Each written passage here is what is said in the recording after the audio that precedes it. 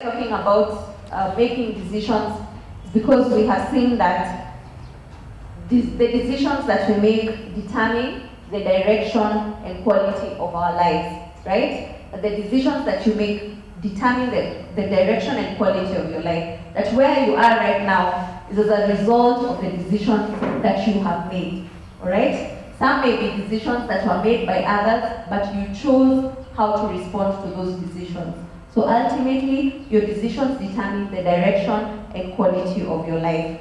Then we went further to learn that not only do they determine the quality and direction of your life and my life, they also determine the quality and direction of the lives of our children, their children, and their children. Alright? Making then decision making something very, very important and something that we as Christians need to be intentional about. So we've continued with this conversation, and we have spoken about a few principles that can help us make better decisions. And the first one we went through was what we call the mirror principle. The mirror principle. Here we learned that the easiest person to lie to is the person on the mirror. The person that you see when you look on the mirror is the easiest person to lie to. And because that is very easy to do, then you need to ask yourself daily if you're being honest with yourself. So then the question to ask is, at the point of decision making, am I being honest with myself? Alright? We say that you are the greatest and worst salesman to yourself. The things that you can tell yourself are greater than any other thing that anyone can tell you. So because of that, then you need to ask yourself consistently, am I being honest with myself? Then we discussed what we called the legacy principle. We said that for every decision that you're making, you're writing your story. You're writing your legacy. For every decision that you make, you're writing your legacy. You're writing a story. You're writing the thing that your children will be told, that your neighbors will talk about, that your children's children will be told. And we went through the Bible, and so many people who decided to write a good story and those that did not write a good story. And the points of pressure that can make us choose not to write a good story. So we said that for every decision that you're making, you need to ask yourself, what story do I want to tell? What story do I want to tell? When all is said and done, what story do I want to tell? At the end of your days, at the end of your days, what story do you want to be told? What do you want to be written in your eulogy? All right? I know we rarely talk about death, but it is a reality, right? And all of us are headed there. So when you think about your story, what do you want people to write with the decisions that you're making today? And last week, we went on to discuss what we call the wisdom principle. The wisdom principle. And this, we said that one thing that can guide us is at the point of making a decision. A question that you can ask yourself is, what is the wise thing to do? What is the wisest thing to do? And here we said that you need to look at your past experiences, present circumstances, and future hopes and dreams, and then ask yourself, what is the wisest thing to do? Alright? So the question is, in light of my past experiences, present circumstances, and future hopes and dreams, what is the wisest thing to do? Alright? So now I want you to, if you have been following in the series, I want you to talk to your neighbor and just maybe share with them what has been the most significant principle for you. What is the principle that really made you reflect? So talk to your neighbor for a minute and just share with them if they've been following. If not, I've done a good recap, I hope, to help you. So talk to your neighbor.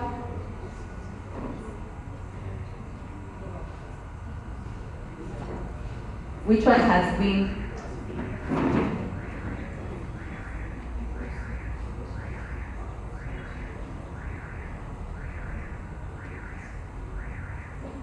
Which one is the one that you felt, this one, God was talking to me?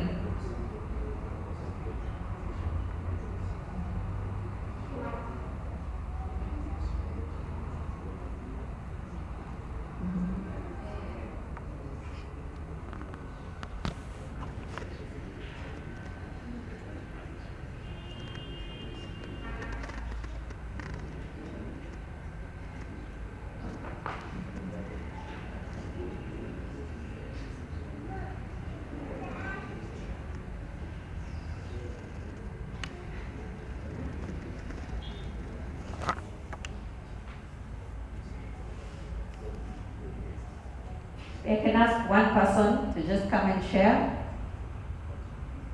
Can volunteer one person? Jimmy? I can see you have a lot. Can help us. Okay, praise God. For me, the legacy principle stands out. I want to leave a very big legacy. I want when I die, during that eulogy, there will be some 3 pages to 10 pages. People will be reading the eulogy and they'll be reflecting on what I've done in my lifetime. Okay, that is it. Thank you very much. I think that the legacy question is very important for men, you know. I think there's something it captures because it borders on respect, borders on what will people say, you know. So maybe there's a leadership program that Reverend Tom was doing, and in that program they were actually asked to write their eulogy, okay? So it's a challenge I can ask you to do. Just sit down and write so far. Just write it. Just write it. Yeah? Just write it. In fact, I have a friend who has actually written. She says, why should you bother the family when they're grieving to come up with stories about you? Write it and let someone significant in your life to know where it is. So it's a good challenge. Think about your life in reverse. You know, at the end of it, what do I want to be said? So that's good. Thank you for that. So today we're going to continue, and I'm going to share the fourth principle. And the fourth principle is different from the other 3. The first thing about it is that it's not something that gives you immediate return. It does not give you immediate return.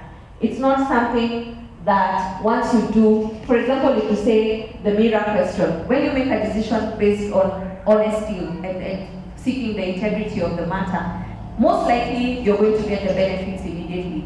Most likely you're going to reap, okay, of that.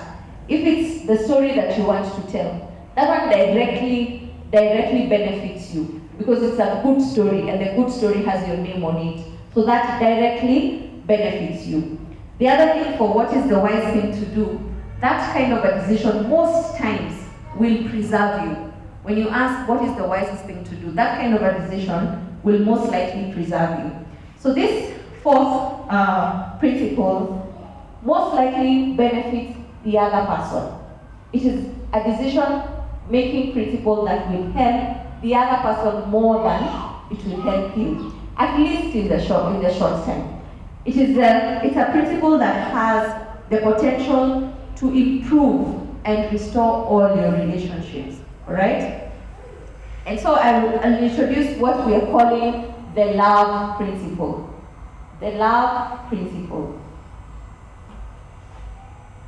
The love principle.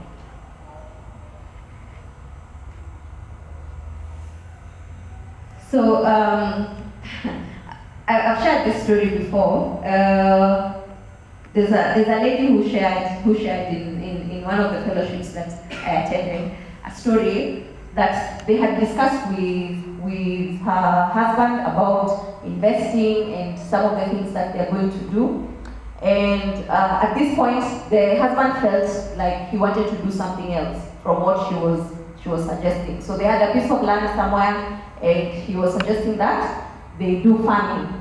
So he was suggesting that they dig a borehole and then start farming. Okay, so being the head of the home, she accepted. Even though she explained, I don't think this is a very good decision, but because you're the leader of the home, we can do it. Okay, I've said that politely, but the wives know that's usually a process that God takes you through. By the time you say it's okay, you can do as the leader of the home. So anyway, that is what she did. So the gentleman went, got some money, and started to dig a borehole. Those that have done that or know about that, you know that on average a borehole costs about how much? 1.5 now. Yes. So the gentleman went ahead, dug the borehole, and then there was no water. Afika Jimmy? 1.5 million later, there's no water. Alright? Think about that scenario as a husband. How do you go home? Amen? Okay? As a wife, how do you take those news? Let's just be honest. Okay? So he has come home, he has said, project imeisha na hakuna maji. That is okay. Mnaweza kosa. Pesa imeoga maji. So you can imagine the emotions in that room, okay? First of all, the man feeling like he has failed, feeling like he has wasted money, feeling like all those emotions, you can understand. And the wife, with all her emotions, feeling like you should have listened. You should have listened. That is a lot of money. Like everyone is going through it all. So at this point, I can see from here. People are still stuck in that moment. It's quite a moment, right? You can imagine, especially in these economic times, it's quite a moment. So at that point, she just remembered something that someone had told her, that at that point, you can actually choose to be kind. Can you imagine? So she just controlled her emotions and chose to be kind. She chose to look at the situation from her husband's eyes, to imagine what he could have been feeling, the sense of failure, the sense of disappointment, that he has even disappointed her and the family, and she chose to encourage him. Can you imagine? She just said, don't worry, God will see us through, what not. The husband was in shock, more shocked than losing the money, just shocked at the grace received at that point, all right? And so that is a very good example of an action, a decision that was made by the motivation of love, all right? Because at that point, every emotion in her required her to do something different. Even logically, let alone her emotions. If you can even say, don't go with your heart, use your head. Even logically, it was quite a situation, but she chose to do the loving thing. She chose to ask the question, in this situation, what does love require of me? What is the loving thing to do? All right? So I want us to read of a story in the Bible from Luke chapter 10. Luke chapter 10, verse 25 to 37. Luke chapter 10. You have it? Someone has found it, so can help us? Okay, we can read it together. I'd like us to read together. 1, 2, 3. And the lawyer stood up and put him to the test, saying, Teacher, what shall I do to inherit eternal life? And he said to him, What is written in the law? How does it read to you? And he answered, You shall love the Lord your God with all your heart, and with all your soul, and with all your strength, and with all your mind, and your neighbor as yourself. Okay? And he said to him, You have answered correctly. Do this, and you will live.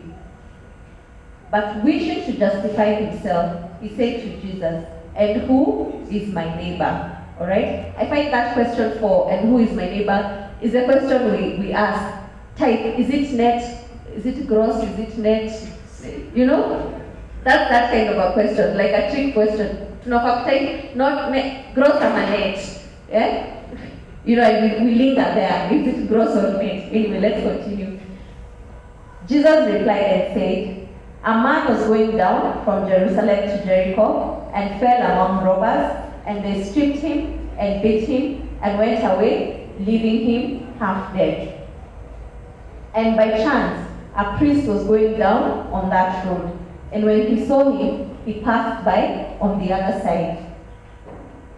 Likewise, a Levite also, when he came to the place and saw him, passed by on the other side. But a Samaritan who was on a journey came upon him, and when he saw him, he felt compassion, and came to him and bandaged up his wounds, pouring oil and wine on them. Continue. And he put him on his own beast and brought him to an inn and took care of him.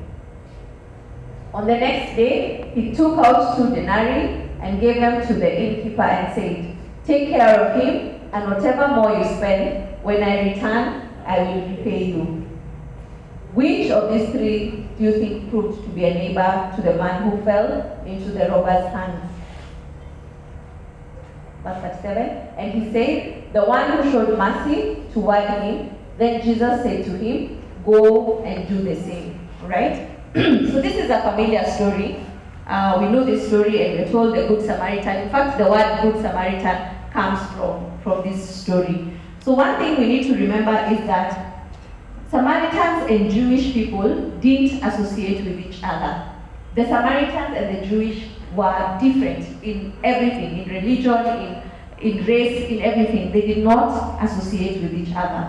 In fact, the person that was to help this man, the more likely person to help him was the Levite or the priest, because those were people from his community. But the Samaritan was not a person that was meant to help this person. So there was a lot of hatred between the Samaritans and the Jews. So they had the current, the typical things that we have in our communities, whether it is race prejudice, whether it is tribal, whether it is, in this year it has been political affiliation. So that disdain that you have for the other person who belongs to something different from you. This was the situation. And so the Samaritan actually went out of his way, out of his beliefs, out of his culture to help this man. All right? And so what I was saying is, this question, when you ask yourself, what is the loving thing to do? More often than not, it will ask you to do something that is outside yourself. Something that you do not have the energy for, the grace for, that you will need God to help you to do, which is what the Good Samaritan did. So first of all, the loving thing to do many times will be an inconvenience. All right? It will be an inconvenience. If you think about the Samaritan, there is where he was going. There was where he was going. He had a plan for his day. Then he met this man. And he was drawn by compassion. He was drawn by compassion. So when you need to do the loving thing, many times remember, it will not be the comfortable thing. It will not be the comfortable thing. It will be something that may deeply inconvenience you. All right? The other thing that we see from this story is that the man came, took him, went, put him in an inn, and paid some money. All right? He paid some money for this man to be taken care of. So you'll find that many times when you need to do the loving thing, it might actually cost you. It might cost you financially, it might cost you time, it might cost you energy. In a marriage context, the loving thing sometimes, many times, is the inconvenient thing to do. It is you coming from work, having had a long day, but you still need to take care of the needs of the home. All right? It is you as a husband looking at your wife and seeing the kind of day that she has had and stepping in to help. It is those things. It is those things that will cost you. It is not something that you can just sit comfortably on your seat and hope it happens. It is something that will inconvenience you. So we see the Good Samaritan inconvenienced. We see him paying a price for him. We see him taking the time to actually engage. I was saying in the morning that something we are very good at as Christians is to say, I will pray for you. I will pray for you. And you continue with your business. You say, I am praying for you. So we see the Samaritan man, the Good Samaritan, he actually took time to engage. Love is a verb. Alright? Love is a verb. A verb means action. You cannot say that you love without action. Love is a verb. Alright? So we see that the Samaritan got out of his way, spent his time, spent his money, and went and actually cared for someone else. So this loving thing to do, I think, is one of the hardest principles of these three, because you live with it every day. It is something that you have to think about as you walk in life, as you get onto the matatu, you know, as you're going to work, as you're experiencing the politics at work, you know, as you're experiencing the politics at work. What is the loving thing to do? You know? So we've had some situations where maybe in business, we've had someone, they come, week 1, week 2, you can see, you know, they're struggling with the role. And at that point, it's very disturbing and very inconveniencing. And the temptation is actually to send this person away. The temptation is just to finish that, send and hire someone else. But then when you think about what is the loving thing to do, and sometimes God requires us to then invest in this person, train them, you know, equip them. And even if you're going to let go of someone, maybe even give them some payment in lieu of notice. You know those situations that it's actually costly. You've hired someone, you've brought them from Mashambani, they come, you know, they don't know how to use this, they don't know how to use that, and you're getting impatient. And you're thinking, because I'm paying this person, then I should get 1 to 3 kind of service. But is that the loving thing to do? Have you spent some time to invest in this person, to train them, to show them the way, before making those harsh conclusions? Amen? So sometimes the loving thing to do, most times actually, will be inconveniencing. It will take you getting out of yourself and getting into the other person's shoe, getting into compassion for the other person. So I want to say that when you are unsure of what to say or do, always ask yourself, what does love require of me? For some of us, it's the things that we say, you know. It may not be good or bad, but when you think about that statement, how has it edified the other person? Is that the loving thing to do? Is that the loving thing to say to this person? You're leading a team. You're raising children. Is that your reaction? Is that the loving thing to do? There's an illustration I was sharing with the ladies in the fellowship that, so I work with children, I work with young children. So you can get into an academic year and you get a set of children. And then in that group, there's maybe one per boy. Most times they're usually boys. And he's like 4 or 5 years old. And you just notice that this boy is disorganized. You know, that leo amechoose sweater, kesho water bottle, kesho ingine hakubeba homework. You know, so by the first week, you can really be tempted to be annoyed at this boy. Alright? But then when you think about it, what does love require of me? Love requires that I support this child.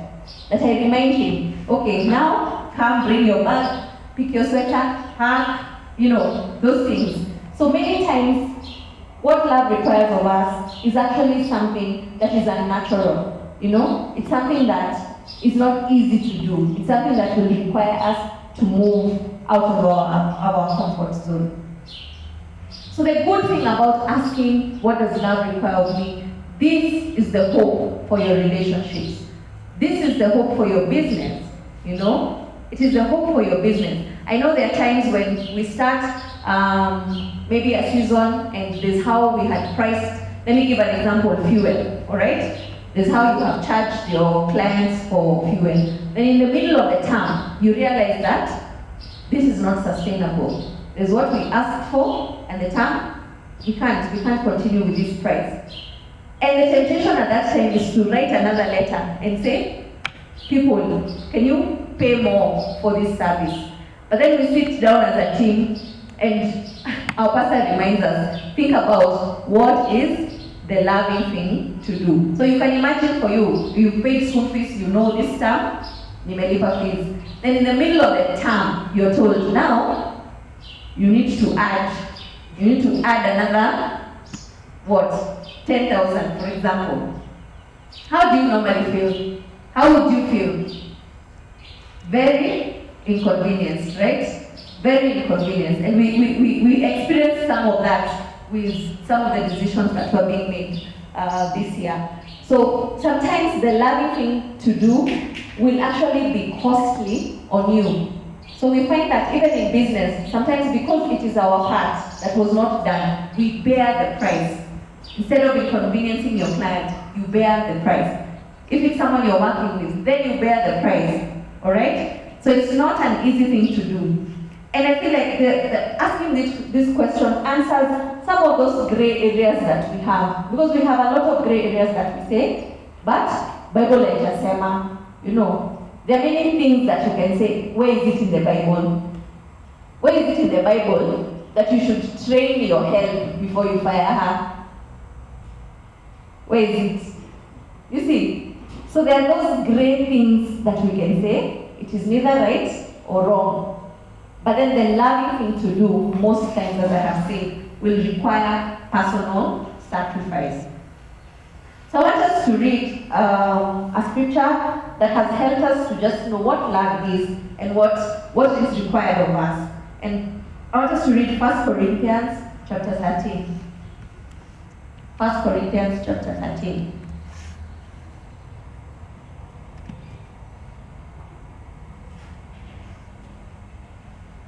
Okay.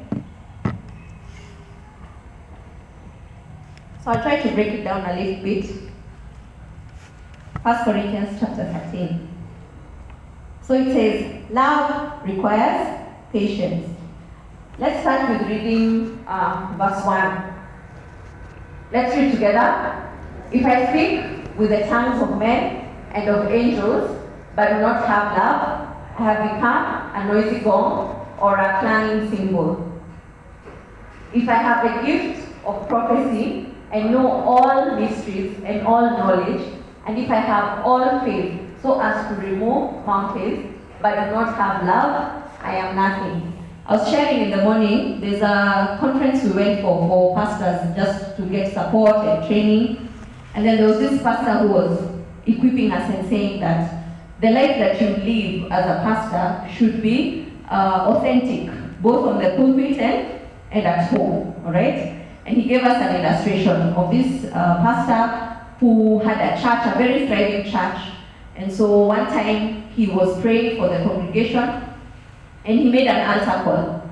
He was praying for the wives in the church. And he was saying, now, I'm going to pray for you. If you have been praying for your husband to change, if you have been praying for him, to have a heart of flesh instead of stone, all those things. He said that. And then he asked all the women who were making that prayer to come forward. So the women started coming from the back. And then his wife came to the forward. Hey, Asha wakaona.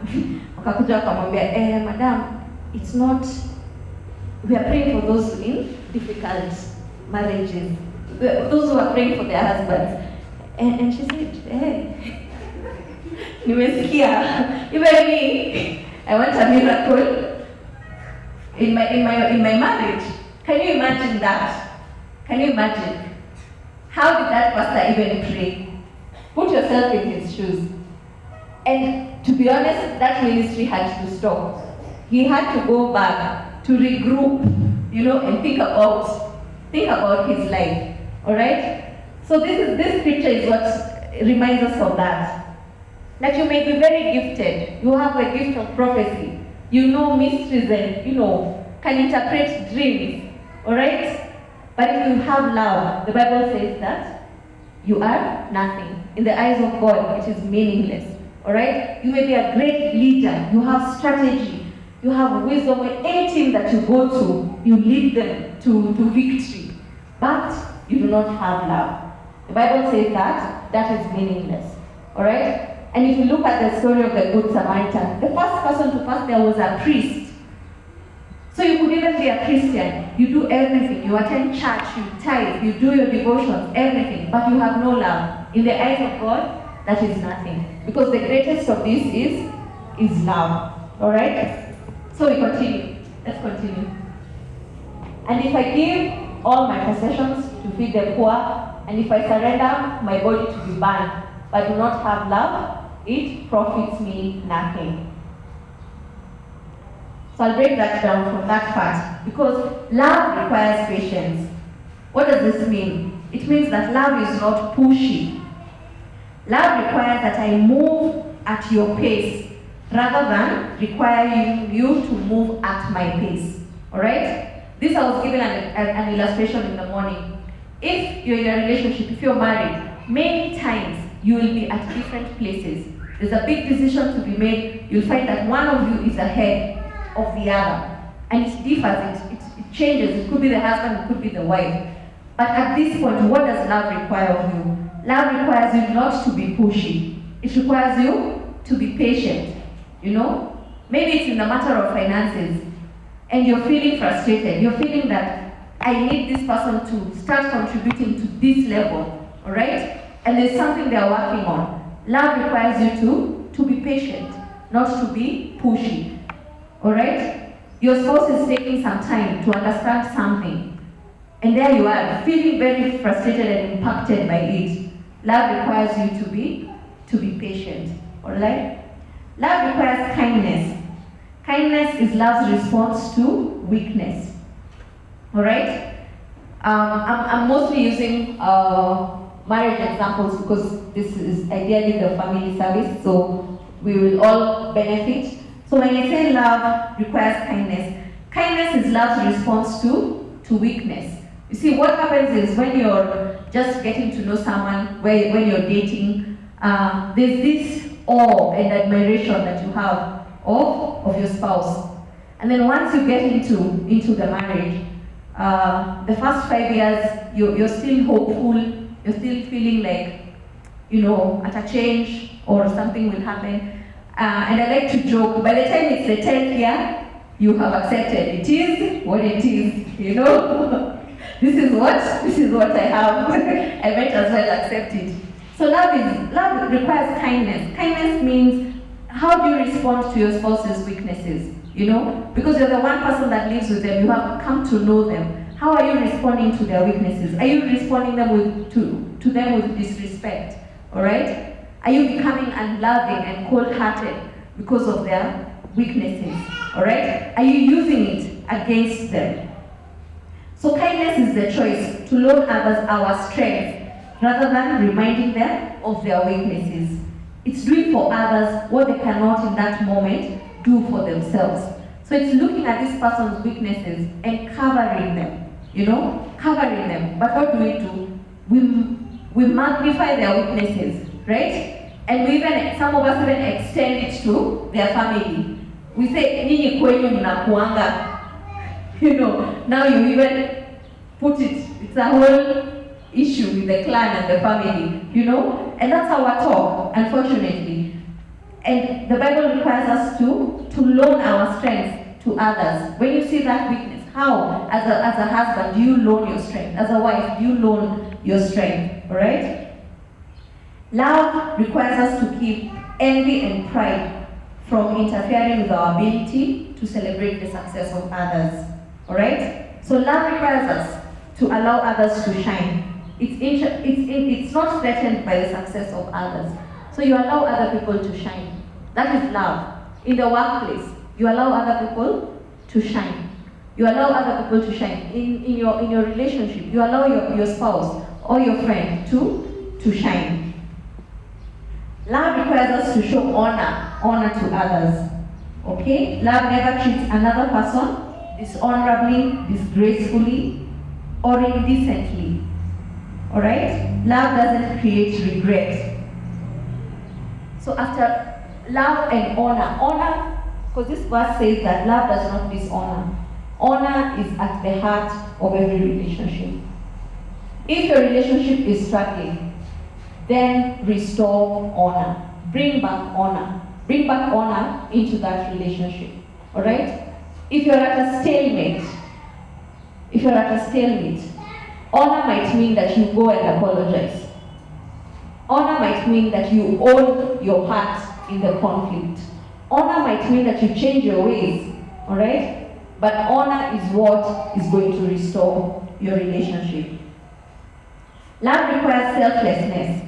It is not self-seeking or selfish. So it puts the interests and the needs of the others fast. That alone can solve most relationship problems, especially in our culture. Even, I think even in my culture, when there's been goat eating thing, usually there's parts for the men, there's parts for the women. So we actually come up with a culture of thinking, this is what I deserve. As a man of this home, this is what I deserve. As a woman of this home, this is what I deserve. And that is the currency that we use. So we're saying that love requires that you think of the other person. Think of the other person as you're making this decision. How will this decision impact this other person? Alright? So fine, I'll say you want to do a development, unataka kujenga. Think about it. How will this impact the children? It might be good for you. You'll save some money, alright? But how will this impact the children? How will this impact my spouse? If we do this, how will this impact this other person? Love requires us to address our anger privately, rather than allowing it to spill out on the people around us. Okay? So love requires that we manage our anger. Some of us, our anger is something that leads us, as opposed to us managing our anger. How do you respond when you're aggrieved? How do you respond to disappointment? How do you respond to when things don't meet your expectations? Love requires us to address our anger privately. Alright? So the Bible says it's not easily stirred up or provoked. Instead, love absorbs. Love puts the other person's story ahead of our own. So this says also, love requires us to forgive. It keeps no record of wrongs. Alright? I was saying that the funny thing about the people who keep a record of wrongs, they rarely keep a record of their wrong, of the things that they have done. Alright? So some of us, you keep a record of wrongs. And I was saying and we use it as a weapon. Your spouse comes and says something, or your colleague, and the first question you say is, "Ata wewe, see when see when you did this." If that is your response, because you have a record of what the other person has done wrong, that relationship cannot be restored. So love does not keep a record of wrongs. Love does not rejoice in evil. So we forgive and think of the best of the other person. We give them the benefit of doubt.